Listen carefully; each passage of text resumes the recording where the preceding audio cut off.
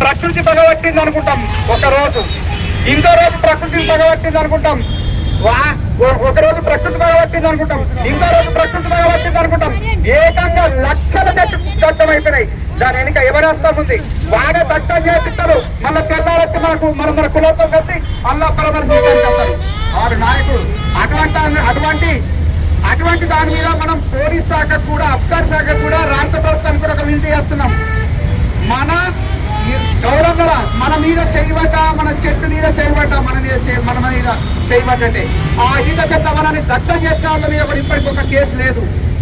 దాన్ని కూడా ఎంక్వైరీ అయ్యి మనకి రాష్ట్ర ప్రభుత్వానికి మన అన్న ద్వారా, మన మేకపోతుల రమణన్న ద్వారా గవర్నమెంట్ కి విజ్ఞప్తి చేస్తున్నాం.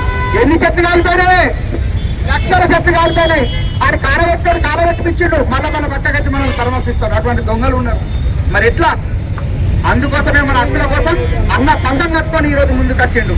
మనం హాస్పిటల్ పోతాం, చెట్టు టీకాలు పడతాం, ఎంత 10,000 రూపాయలు వస్తాయి.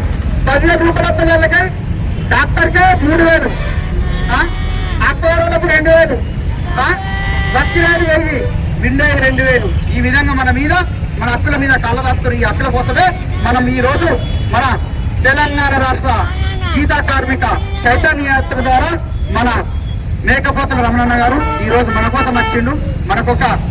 ఈ రోజు మనం దాహంతో ఉన్నప్పుడు మనం అంతా మీకోసం ఓట్లేరు, మేము ఉన్నామని వచ్చిండు. అటువంటిది మనం ఆ యావత్ గౌరవంలో ఏకమత్యం ఉండాలి, ఐకమత్యంగా ఉండాలి. జై గౌరవన్న. ఈరోజు మన మిత్రులారా, గౌరవన్నల చైతన్య యాత్రకు